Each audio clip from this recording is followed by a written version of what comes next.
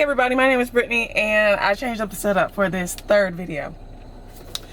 I read Percy Jackson and the Olympians, The Titan's Curse for the first time. And guess what, y'all? I got a list, so now I'm more organized. So let me get to that real quick, right quick. I want to say this one little thing. For me, I did not know how I was going to feel about this book because it was kind of a slow burn for me. And what I mean is, it took a while for me to get into it, but once we got to like chapter, it was either 10, 11, or 12, I was like, oh, this 8's bad. I think, I haven't ranked them yet in my mind, but I would say the Titan's Curse is definitely, in my opinion, better than Sea of Monsters right now. I don't know if that would change relative to the other two books that I got left, but this is what we're about to get into. Okay, chapter 1 through 4. These are the notes I wrote down. Apollo is hot. So when y'all cast, I don't know if they've cast it yet, for season 3, Apollo better be a fine man, and I'm looking forward to whoever they cast for that. And I need y'all to know and understand that Apollo better be fine, okay? So we start out the D'Angelo siblings, and we're at the gym, and Percy, they're about to get into a little dance. I think it is a kind of established that Thalia and Percy are friends, and they were all sent on this kind of mission because it's giving demigod around here, like somebody needs help, and they find these siblings in a gym.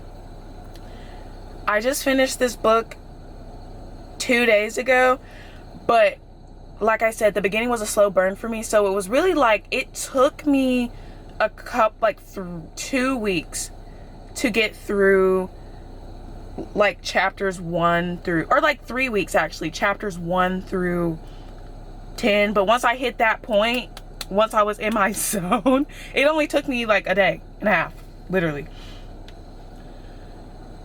Boom, the op pulls up. I forget who the op was in the first book, the first chapter.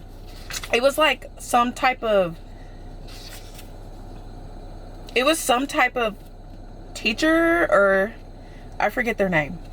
But if y'all know, y'all know, okay? This is a review of my thoughts and opinions on reading the book, not a play-by-play with exact dialogues. Annabeth goes missing. I knew this was going to happen. I did not know it was going to happen so early. We are in, like, I don't know what chapter this was because I just put 1 through 4. Annabeth goes missing. I remember Percy's getting beat up low-key. The D'Angelo siblings, they're also fighting, and they're really not understanding the whole demigod talk at this point.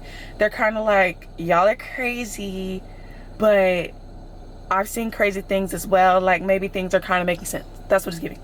Thalia is having trouble grasping who she is and her triggers.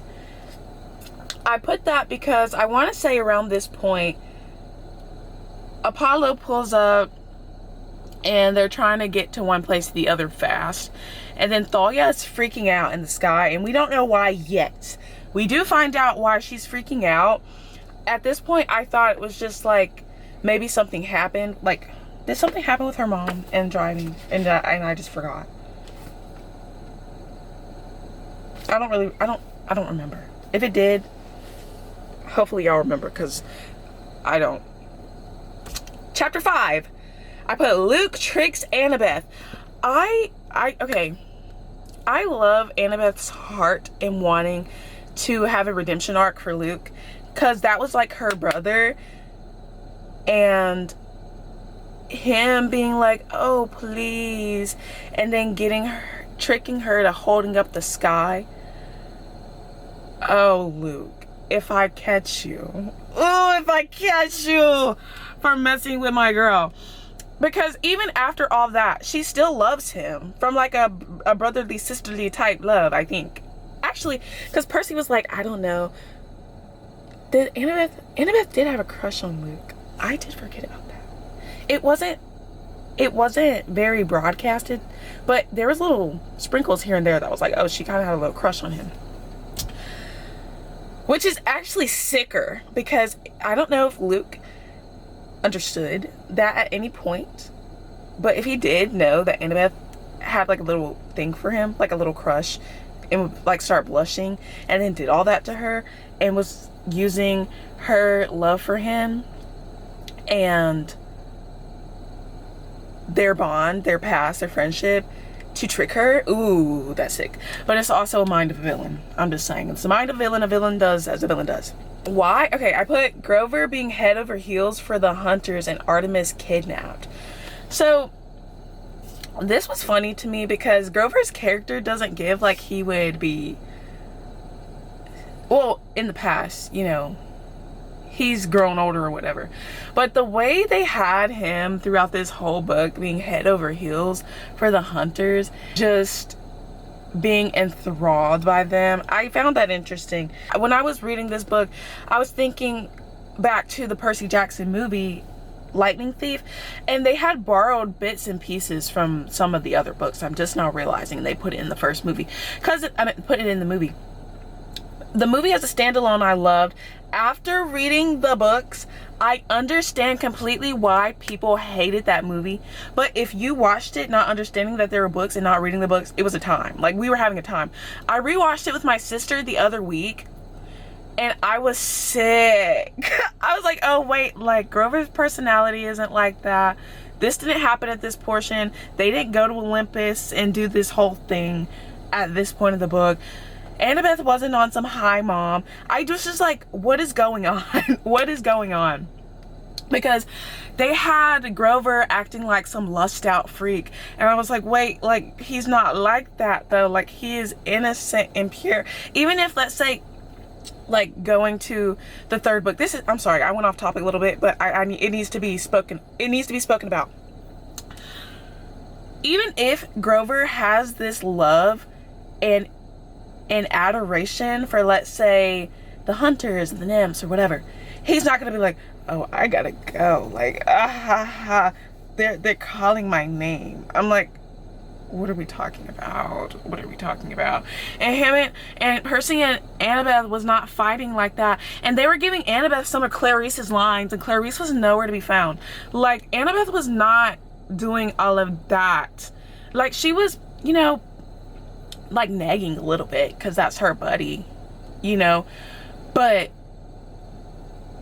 little hero, I don't think Annabeth's ever uttered that in the books. Correct me if I'm wrong, but that just, ooh, made me so just no. Back to the plot line. Artemis gets kidnapped. I hate to say this, I do not remember how Artemis gets kidnapped. I think we find out, like, Percy has a dream or something that Annabeth is needing help, but he's not understanding what it means. So he's interpreted it like, oh, something's wrong, but he's not sure what exactly he's seeing. And they have to eventually get forged for a quest. And they get back to the camp. Chapter 6. Thalia calling Percy seaweed brain. Okay, the book addressed this because at the point, like, for example, let's say it was like at the bottom of this page where she said seaweed brain or something. Well, not this exact page, but I'm using it as an example. And I turned the page and they addressed my thought in the next page. So I didn't know that they had addressed it at this time. So when Thalia called Percy seaweed brain, I was like, wait, like that kind of icked me out a little bit because that's kind of like a Annabeth thing. Not icked me out, but it caught me off guard a little bit. And I giggled because in the next page, Percy had said the same thing. Like, it kind of threw him off. Like, what do you mean? Like, that name is reserved for one and one only, for real. I digress. We skip and a hop. Thalia and Percy are fighting. The girls are fighting. And why I don't know if this is something I didn't catch on to. Why did Percy call Thalia Pinecone Face? I feel like that, I don't understand if that was I don't know if that's a callback to something. Does the pine cones have something to do with the sky? Does she have acne or something? Like, what's going on? Pinecone Face? I'm not exactly sure what that means, but I did write it up. Now, we get the prophecy for the quest. And what is it? Should I read it? I'm gonna just look it up online instead of looking through the book. I don't know why. I was gagged reading that I was gagged reading that the quest was for 5 people, because they harped it into our minds a little bit. Oh, a quest is of 3. And so when I read 5, I was kind of shaken. Now, I don't know why though. I don't know why. I was kind of shaken, but I don't know why. Because it would make sense that different quests would call for different, you know, numberings of people and different mixed people.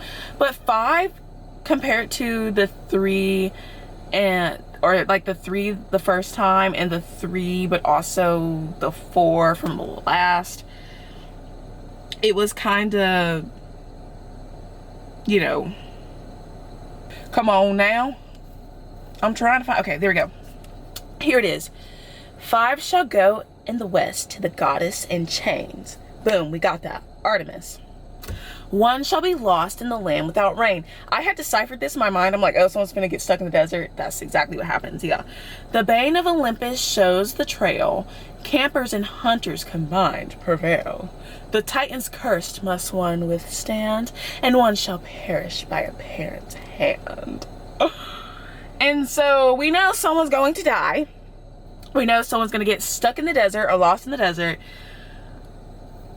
We know that, okay, we understood what the first one meant, because boom, a goddess is binded up or whatever is going on.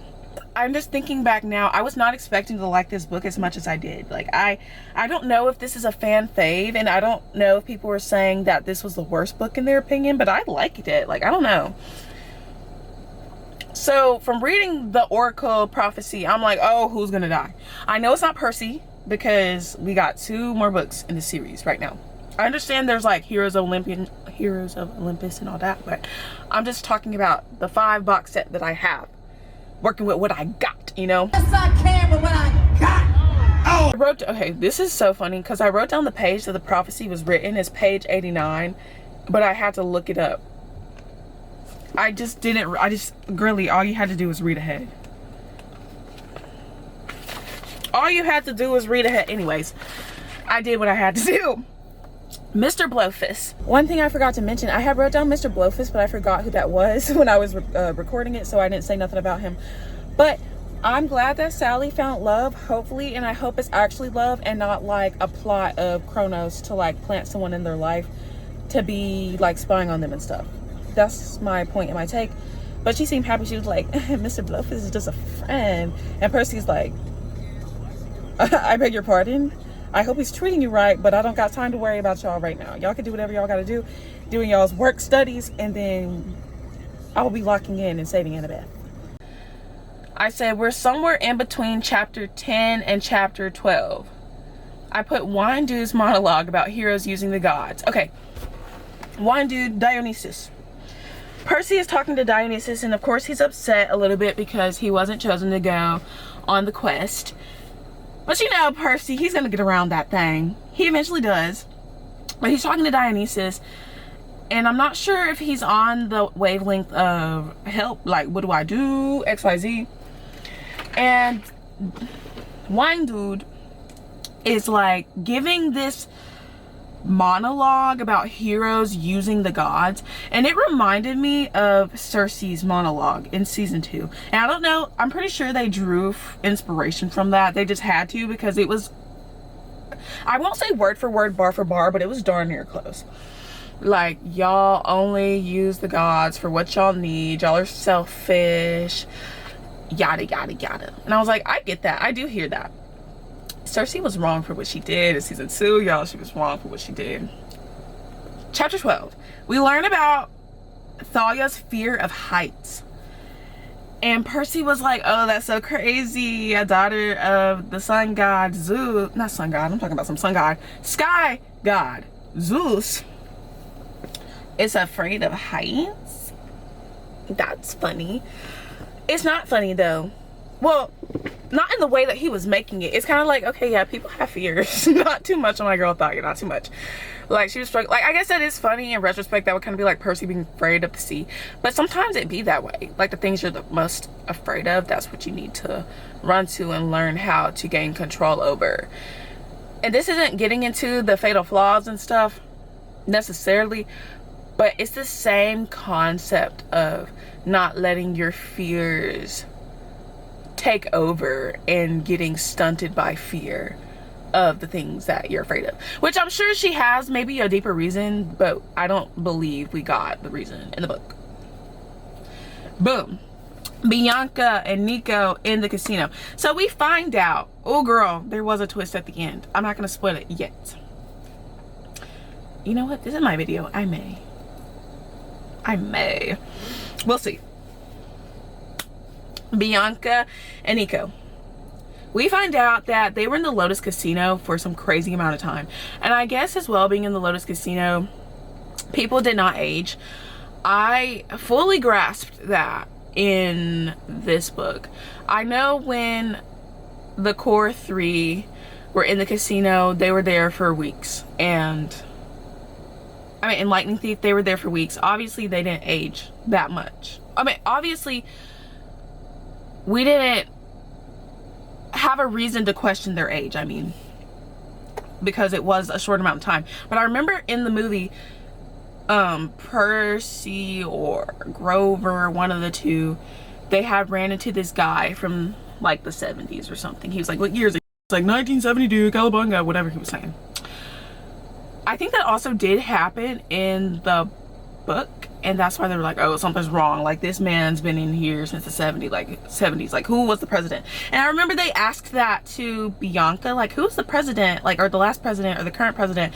And she was saying like FDR, and they're like, huh? I beg your pardon, like that was not the president. Oh gosh, oh girl, y'all was stuck in there for a long time. What happened? XYZ.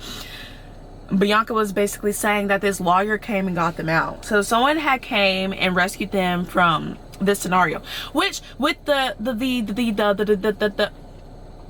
twist that we got at the end, I'm just gonna spoil it.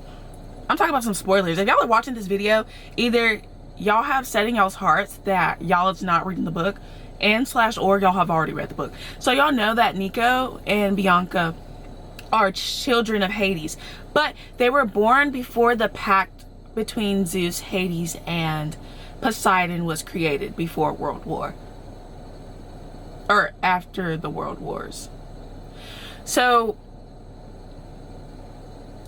they were also stuck in a time capsule-esque situation where they were preserved for an amount of time. So it's kind of like, okay, the prophecy could have been about Thalia, it could have been about Percy, or it could have been about one of the two siblings, or at least Nico. Bianca went missing. I thought Bianca was the one that died. So when Zoe died, oh girl, when Zoe died, I'm getting there, y'all. I'm not prepared to see that on screen, because at first I didn't know what to think about Zoe's character, but then I became very fond of her, and every time she would talk in her old English dialect, like, Aphrodite would not come to tell thee all of that. Like, it was just so funny. Like, I was cracking up. And when she was like, oh, not all men are bad. Like, y'all, the hunters, oh girl, they get it. Feminist icons.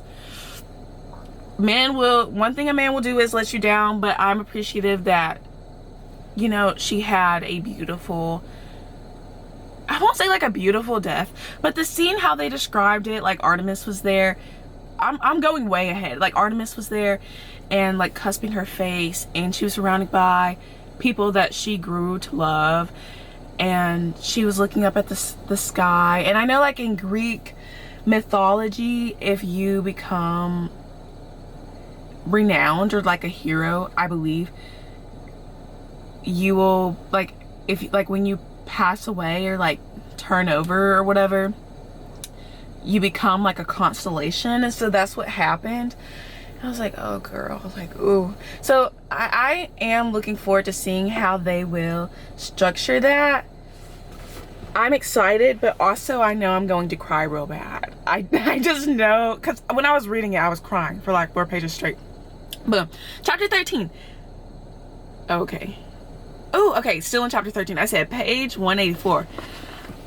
If y'all know it, on page 184, this is how I feel about, okay, because these books aren't romance books, but they do have a romance, kinda. And so Percy and Annabeth, everybody knows their endgame.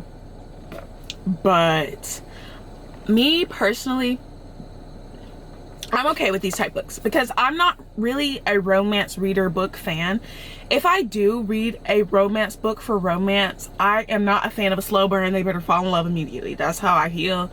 I don't I've read the enemies to lovers. I've read the miscommunication trope, which I hate bad. Y'all, that just reminded me, if y'all have ever read If He Were With Me, I know people have mixed opinions on this, but I read this when I was like 20, okay? And that book had me so distraught because the whole book, like, we know they're in love with each other, like Autumn and Finney, like, oh girl. When I had read that book for the first time, sure, I was younger, I was naive, I was reading the book with young eyes, and so I can understand why a mature audience wouldn't rock with that. But I cried myself to sleep, and it was so bad. I woke up and I cried just at the idea of like two people like who are meant to be together or have like such a strong bond, and they finally get together and then the worst happens. I was so, anyways, I'm not gonna get into that, but if y'all know, y'all know, and let's talk about it in the comments. I am going to have to put a disclaimer, but y'all know what the book is about, okay? Because it's in the summary that something bad happens. Oh girl. I didn't read If Only I Had Told Her because I don't know if I would be able to handle it. 184. So I think we are talking about Aphrodite, right? Let me, big and strong. And he's talking about how Aphrodite looks, and because Aries pulls up with Aphrodite for some reason. You see, she was wearing a red satin dress, and her hair was curled in a cascade of ringlets. Her face was the most beautiful I'd ever seen. Perfect makeup, dazzling eyes, a smile that would have lit up the dark side of the moon. Thinking back on it, I can't tell you who she looked like or even what color her hair or eyes were. Pick the most beautiful actress you can think of. The goddess was 10 times more beautiful than that. Pick your favorite hair color, eye color, whatever. The goddess had that. So basically, he's saying that Aphrodite morphs kind of into the most beautiful person that you personally can think of. Keep that in mind for the next sentence. When she smiled at me, just for a moment, she looked a little like Annabeth. So she was knowing that Percy was dreaming about Annabeth. Like, this is the second time they done said this. He was dreaming about her for real. And this is the thing, like, okay, they throw it in his face a little bit, but he's been dreaming about her in the way that they have a friendship that's kind of like how Grover and Percy do. They are bonded by empathy because they're such close friends. Actually, I don't know, because they were explaining the empathy link, like it can only be acted between a demigod and a satyr.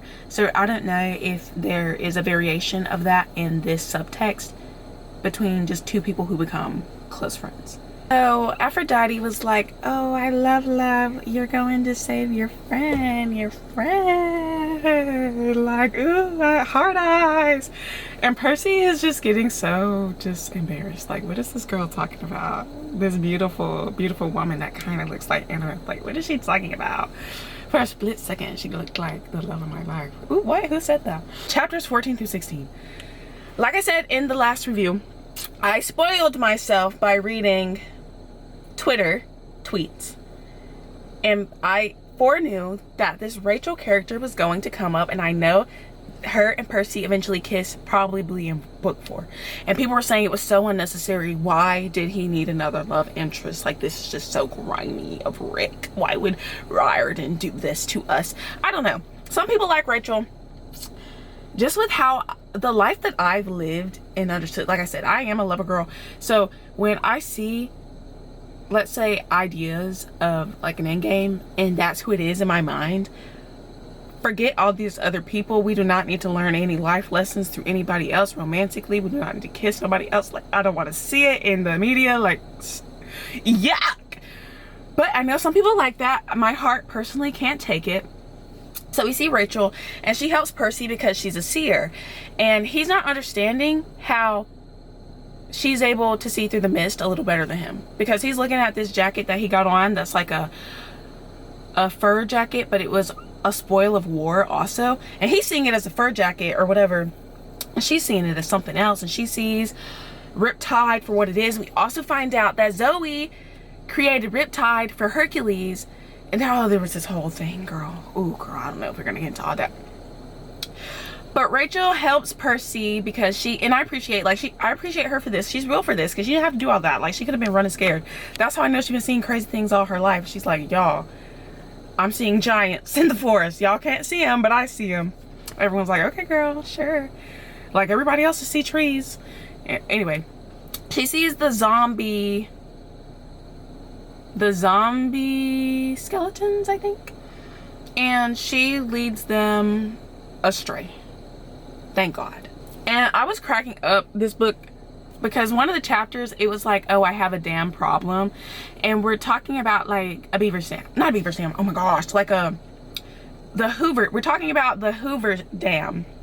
And so they use that as a double entendre to kind of throw in these little, I won't say expletives, but the joke is like, it's not expletives, and Zoe's not understanding. She's like, what's funny? And someone's like, oh, I need to go to the damn restroom. I need to da-da-da-dee. I need to blah, blah, blah, blah. And they're all giggling and laughing and having such a good time. And I was laughing like I'm 10 years old all over again. Like, it was funny. Dahlia gets tempted by Kronos's goons, and it shocks her a little bit, so much so to where at the end she's like, I will not let this prophecy be mine, because Kronos is trying to speed up his healing. Percy, on the other hand, is like, this prophecy will be about me, because what we find out about Nico at the end, he's like, I can't let Nico go through all that. Like, he assumes, in my mind, he assumes the position of Thalia, and that's kind of like them being more similar than they initially thought, because Thalia was willing, or I won't say willing, you know how they portrayed it, like she sacrificed herself for her friends, for Annabeth and Luke, but especially Annabeth, and she did not know Annabeth at all. And I want to say Nico is around the same age that Annabeth was when this kind of happened. So in a way, Percy's saying, oh, the prophecy is going to be about me. I'm going to make sure of it. I turned 16 in like, it's either 1 year or 2 years. He's like, I turned 16 and this amount of time is going to be about me. I can't let them attack Nico like this. And he barely knows this kid, but he's like, it's the least I could do, because I promised that I would try my best to keep Bianca safe. At this point, I didn't know, like, is Bianca coming back? Because we never seen her body on screen. If y'all get what I mean, let me explain it really quick, just in case. I say we don't see her body on screen because at first I thought the person that died was Bianca, but I was like, wait, like that wasn't at a parent's hand directly? I don't think. But then Zoe died, so I'm like, wait, so Bianca, like, is she still alive? Like, where is she at? And I say, like, we didn't see her body on screen because in media, people, like, let's say TV shows and series specifically, where someone dies but we don't see them dead, that means they could just bring them back. So I don't know if that's gonna be one of those situations, because I hate it so bad that Nico did not trust Percy anymore. He's trying to help. Like, oh, I hate that so bad, but he's a kid. He doesn't know. Like, he's a baby. He doesn't know. But that hurt me to read. It shocked me that Percy doing the Iris message, and he got into contact with Mr. D, and he was kind of like, what is all this got to do with me, XYZ? But he ends up coming through for them and helping, and like, everybody is losing their minds, and there's wine aroma in the air because Dionysus helped. And so I like that of Mr. D. Like, he pretended he didn't care, but he liked Percy Jackson. And you want to know why? Because he didn't call him Peter this time. And Percy clocked. He was like, wait, you called me by the right name? He was like, I absolutely did not, Peter Johnson. Okay, I see you. Love you. Next, we understand that Kronos can manipulate demigods. and manipulate people's dreams. And Percy was trying to tell this to Thalia. He was like, he's trying to get you mad at your dad. Like, that lightning strike did not come from your dad. It came from Kronos.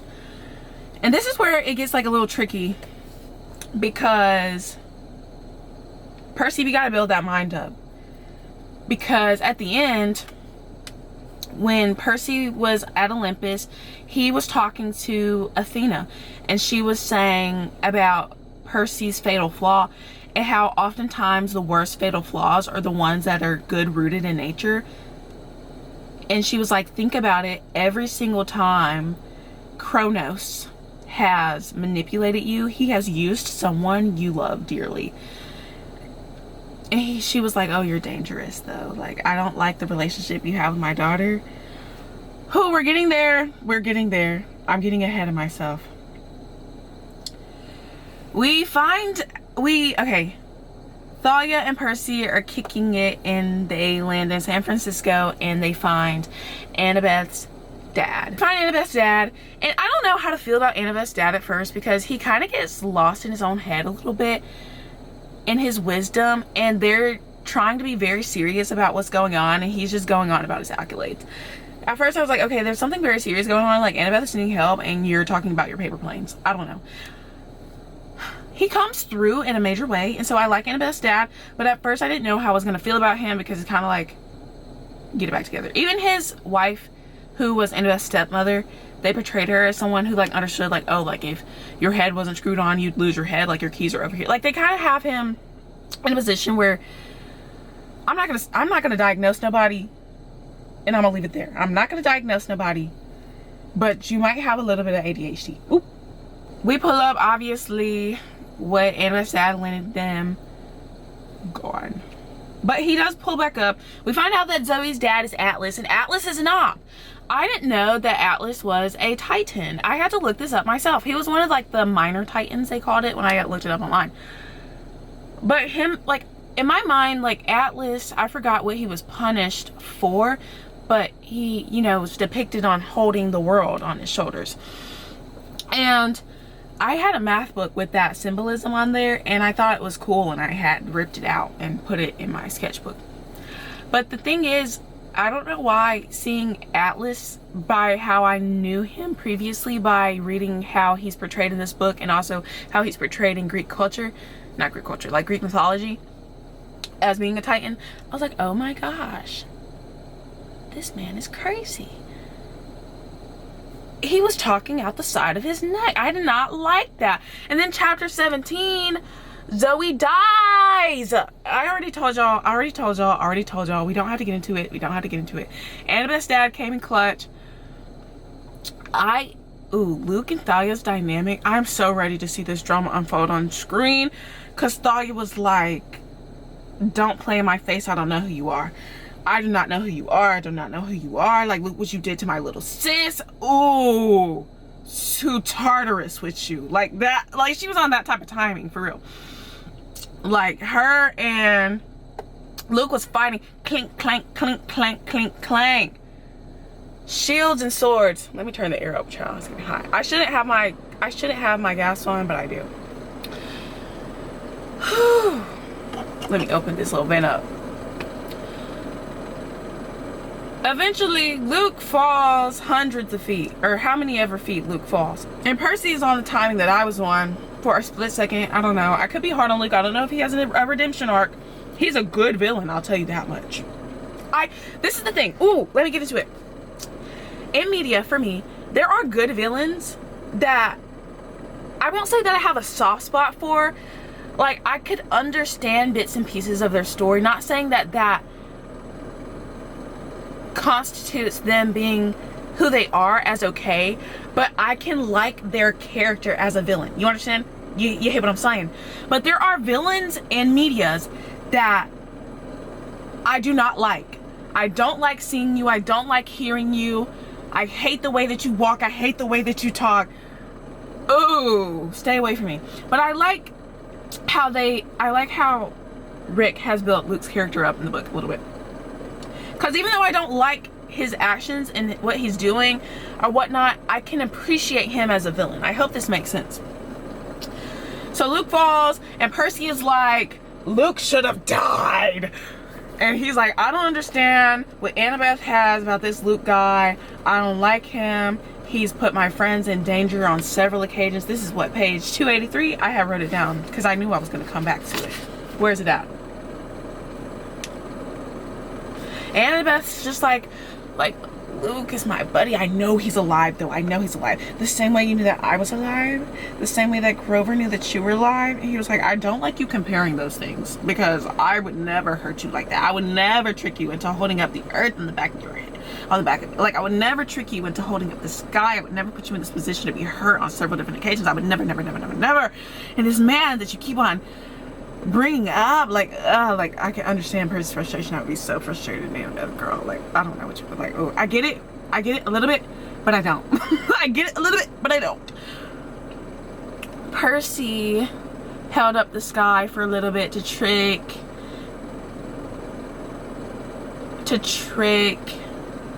Atlas back into his rightful place of punishment. Into his rightful place. And he was saying, oh, like, I was shaking so bad, like, this hurts, like, Annabeth did it, and then like, I want to say Artemis took her place. They went on a quest to find her. Percy had held up the sky a little bit so Artemis could be free and start slaying dragons and monsters, XYZ. And boom, like, everything that needs to happen does. He said Luke deserved to die. I don't know what she sees in that creep. Percy calling Luke a freak. That made me laugh. I meant not a freak, a creep. That made me laugh bad. I wrote it down, but I'm not able to find it really quick. Blackjack talking and slang is funny to me as well. I like Blackjack. I like his personality. Tweaka. That's all I gotta say. I like Blackjack and Blackjack's personality. He's like, we get extra hay for breakfast. Like, we did all a good service. Like, we need to get rewarded low-key. When Thalia joins the hunt, that was also, I don't know, I felt like I don't know if this is just me. I felt like we lost another character. Not in a bad way. I like how Thalia is so grounded in herself and love for, I would say, the greater good. Okay, a flock of birds just flew by. For the greater good. Oh, I don't know how to pronounce it, y'all. Please forgive me. The Ophiutorus. The whole thing was like, oh, the power is not in the Ophiutorus, which Percy, I don't know if this is how I pronounce it. I don't know if you pronounce it correctly this way. I mean, I don't know if I'm pronouncing it correctly, but the cow serpent, which Percy has to protect, that's what we're fighting over right now. Because it was like, whoever kills it and burns his entrails gets to decide Olympus. I don't know why the sacrifice of this animal does that, but it is. Okay, we find that out. And so Grover is the only one that's able to talk back and forth with this cow serpent. I'm gonna just call it the cow snake, the cow serpent. But Percy, he could feel its vibes, like, oh, it's freaked out or it's scared about this. And this is why, like, it was scared when he pulled out the sword, because he didn't know Percy was gonna kill him. But, like, he didn't know Percy was going to kill him because of Olympus. But eventually, like, Bessie, you know, she gets protected in Olympus. And Poseidon vouches for his son. I know that's right. Back to talking about Thalia. Because I enjoyed her so much in this book. And I hope we get to see more of her. I don't want it to be like, oh, this is the end of a story. But I don't know. Like, will we see Thalia again? I hope. Like, I hope. Because it's like the huntresses, like the ones who sworn their lives over to Artemis, they get immortality, and also they have to swear off the presence of men or something like that. And she had honored Percy as her friend. They had hugged, and it just felt bittersweet because I liked Thalia's character, but I really hope I see more of her, but I don't know. If there were any spoilers about that, I did not see it. Athena, I wanted to say very bad things about her. And also, she said something that I agreed with. It's like, I know the fandom doesn't like Athena, and I can see why, but they really don't like her. So it's like, I feel like we're going to see her more in the up and coming books, and she's just going to be on my nerves. And I don't want that, because this is Annabeth's mother. But okay, I can understand coming from a place of wisdom. It's kind of like, oh, when someone you hate like makes a great point. It's one of those things. I don't hate her right now, but I didn't like how she was carrying herself. You can carry yourself in wisdom, but you do not have to be snarky. And I feel like she was doing a little bit too much on Perseus. Doing a little too much. Like, her daughter appeared. She didn't really say nothing to her daughter. She was just like, I don't like you, Percy. And wise counsel is not always popular. I like that she's still on business. I do. And I understand wise counsel is not popular. I get it. I do. I agreed with that point, but it's just like, that's all I gotta say. It's just, Now, the last thing I wrote, Nico, Child of Hades, I already said that. I said before the pact was made. And so, did we establish, I know they established sort of a timeline of when they got rescued from this casino, but they're like stunted in growth because they were in this casino, or like locked in time or whatever, and then they got rescued by this lawyer. If anybody knows the answer to this question, answer it for me, por favor. Were Nico and Bianca in the Lotus Casino at the same time that Annabeth, Percy, and Grover were in Lightning Thief? And did they cross paths? Like, were they in book 1 and we didn't realize? And that's all I gotta say. I recorded this video so I can start book 4, because I didn't want to start book 4 and then muddle the facts of the book and everything, like the facts of the different books. Like, I didn't want to be like, oh, this happened, but it like happened in book 4. I'm gonna keep book 4 to book 4. I will be reading the next book very soon, because I like this book. I love, like, the Titan's Curse. I was like, oh, it's really Atlas's curse. I got it. I understood. Thank you for listening to me talk. Thank you for sitting here with me, and I'll see y'all in the next video, for real, about the Percy Jackson series, or whatever video y'all tune into. I got a lot to record. I also got to sing some more on here. I'll see y'all when I see y'all. Hearts.